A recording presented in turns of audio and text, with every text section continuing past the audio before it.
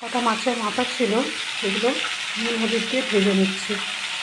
আর কলমির শাক অল্প তেলেতে ভেজে রেখে দিয়েছি।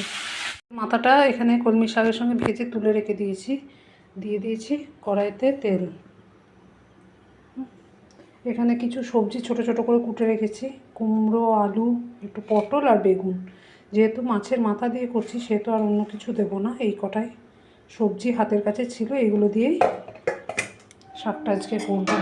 আর জমির টাটকা কলমির শাক, মাছের মাথাগুলো ফ্রিজেতে ছিল।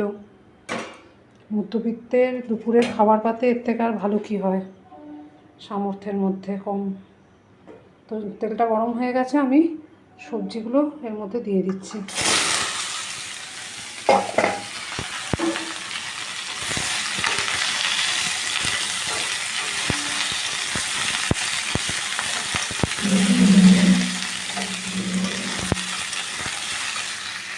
সবজিটা এখানে নুন হলুদ দিয়ে একটু ভাজা ভাজা হয়ে এলে ফুলকপি আলু তরকারির জন্য একটু মশলা পেস্ট করে রেখেছিলাম, আদা, একটু রসুন, টমেটো, সেই মশলাটা রেখে দিয়েছিলাম হালকা।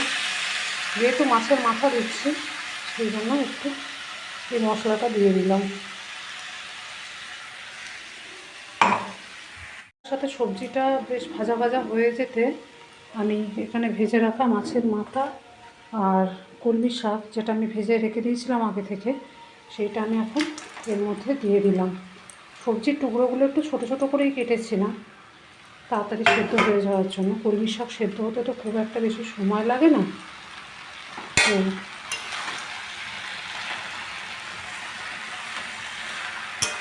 এবার আমি এটার সঙ্গে মিশিয়ে দেবো।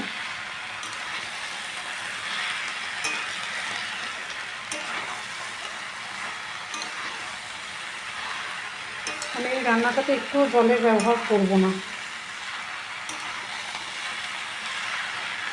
গ্যাসের ফ্লেমটা আস্তে করে দিয়ে ঢাকা চাপা দিয়ে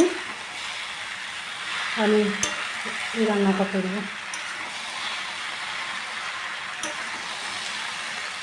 যেহেতু আজকে আমার ডিউটি আছে সেহেতু আমি তাড়াতাড়ি করার চেষ্টা করছি। এটা মিশিয়ে দিয়ে আমি নুন মিষ্টিটা চেক করে নেব।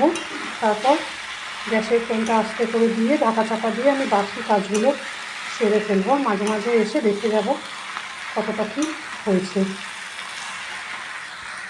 বন্ধুরা, আমার শাক রান্না রেডি। দেখুন, দেখেছেন সব খুব সুন্দর। সবজিটাও সেদ্ধ হয়ে গেছে। মাছের মাথা দিয়ে কলমির শাক চচ্চড়ি রান্না।